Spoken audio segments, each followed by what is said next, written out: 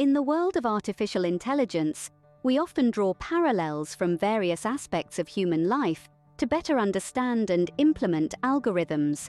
Now let's step into the arena of inspiration, the captivating sphere of samurai combat techniques, specifically the Hiho techniques. These ancient tactics, stemming from a culture deeply rooted in discipline and precision, offer a unique prism through which we can examine AI strategies. Let's begin with the tsunami sweep, a technique that captures the raw power and unstoppable momentum of a tidal wave. In AI, this could symbolize algorithms that work by analyzing vast amounts of data to predict outcomes. The woodpecker technique, often seen as relentless and consistent, might signify an AI approach that involves continuous testing and refining to achieve optimal results.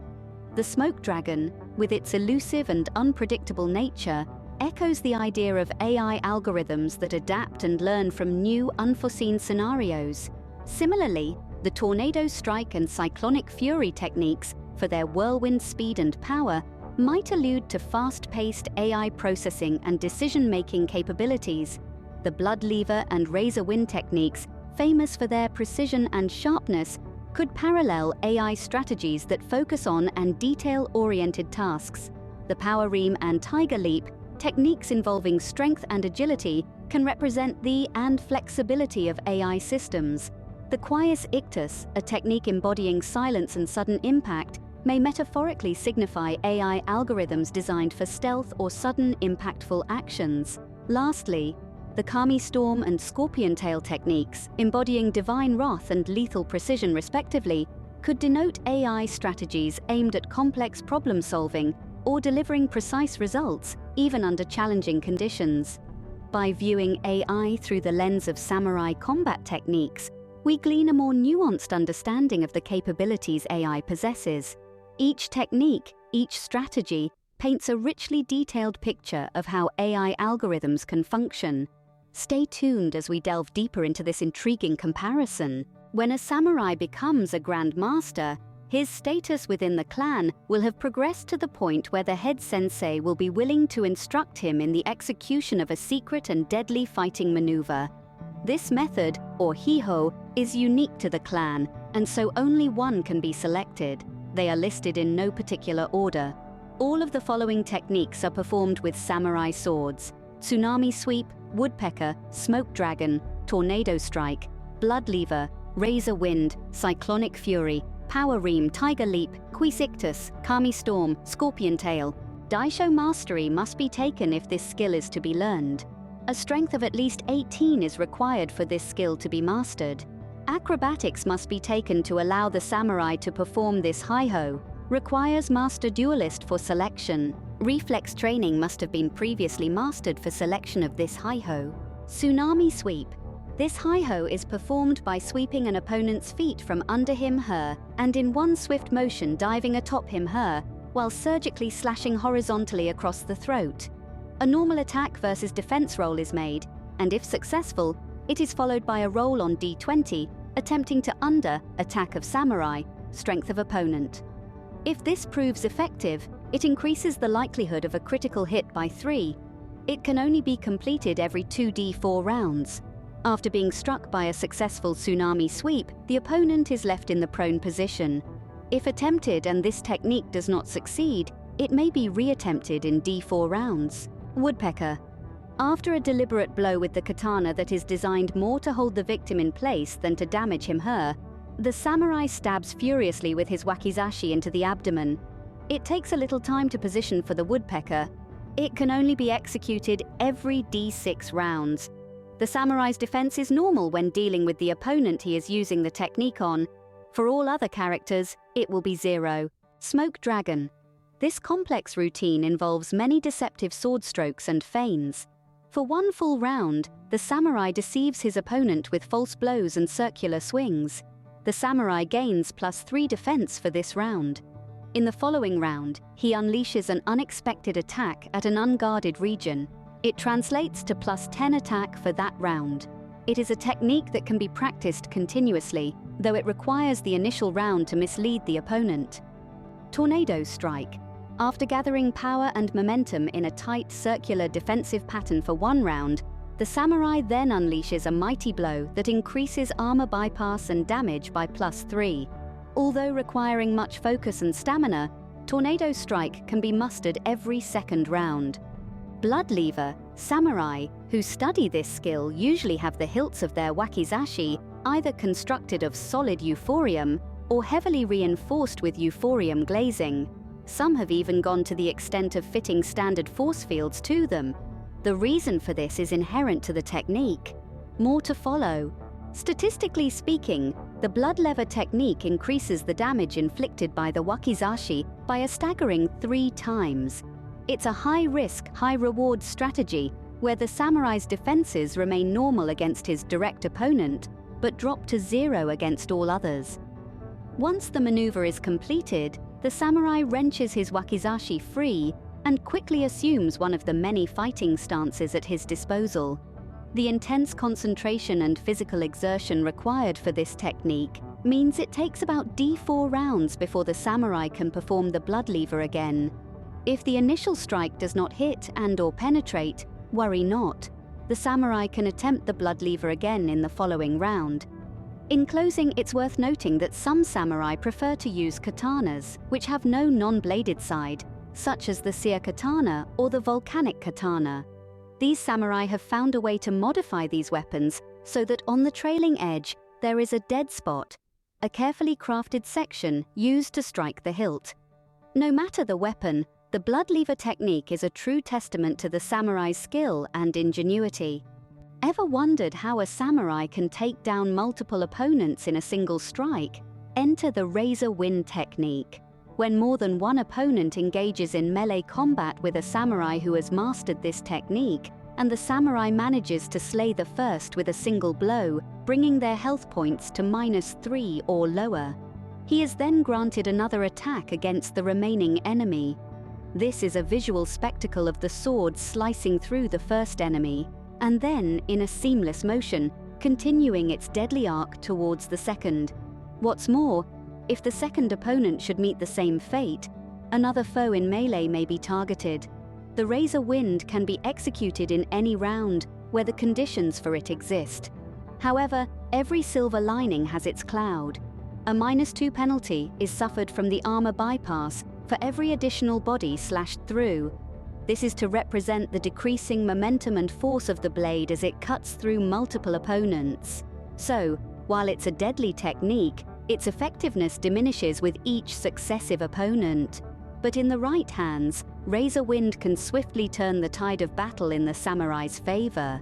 From the whirlwind of the razor wind technique, we now step into the tempest of cyclonic fury. Imagine a samurai, armed with his deadly katana and wakizashi, or even just his katana, spinning his body in a blinding circular motion, his blades becoming a storm of death. This is cyclonic fury. In this state, the samurai master is a rapidly spinning instrument of destruction, capable of making D5 melee attacks per round per weapon, while still maintaining half of his defense, rounded up. However, such a technique requires immense focus and mental preparation. Cyclonic fury can only be performed once every D8 rounds. This is not a technique that can be used lightly or without thought. It is a whirlwind of power and precision, a storm that can sweep through enemies with devastating effect. But like the razor wind, cyclonic fury comes with its drawbacks. Some of the power in each strike is lost in the whirlwind of movement, resulting in a -1 from armor bypass for all blows. But in the hands of a true master, the cyclonic fury is a sight to behold, a deadly dance of destruction that leaves enemies in awe, and often in pieces. After the whirlwind of cyclonic fury, we find ourselves in the eye of the storm, the calm before the power ream. This technique is a stark contrast to the spinning storm of the previous, focusing instead on precision and raw power. It starts with a powerful thrust, followed by a swift pivot that positions the axis of the aggressor's body at a 90-degree angle to that of the sword. With both hands in a power grip, the sword is then wrenched in a mighty circular motion. This technique is a testament to the strength of the samurai master, giving a bonus to damage equal to half of the master's strength score, rounding down. The power ream, however, takes a toll on the master. It requires a recovery time of 2d3 rounds between each execution. This technique requires immense strength and precision, a testament to the discipline and skill of the samurai. It is a powerful weapon in the arsenal of any samurai master. A well-executed power ream is a sight to behold, a display of raw power and finesse that leaves enemies stunned and often defeated. Following the raw power of the power ream, we find ourselves faced with a technique that emphasizes quickness and agility, the Tiger Leap.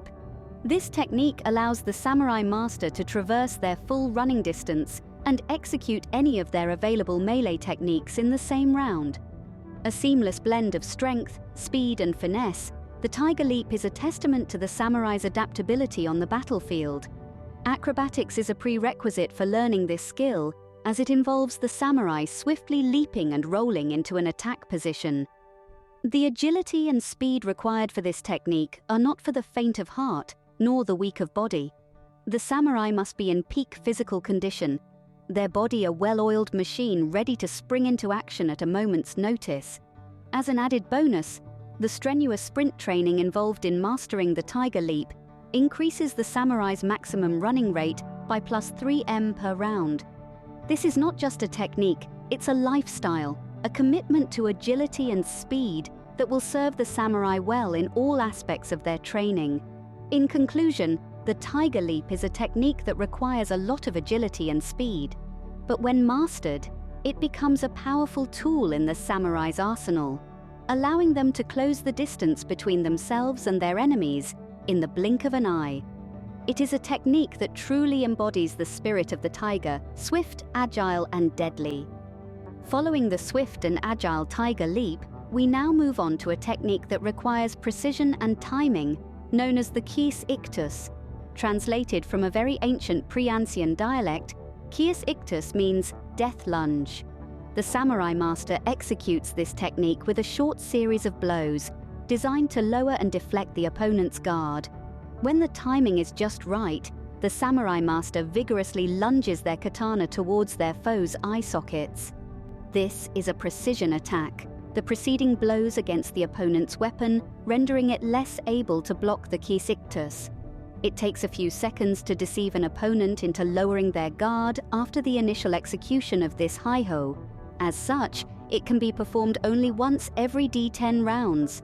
The Kies Ictus is a technique that requires a lot of precision and perfect timing.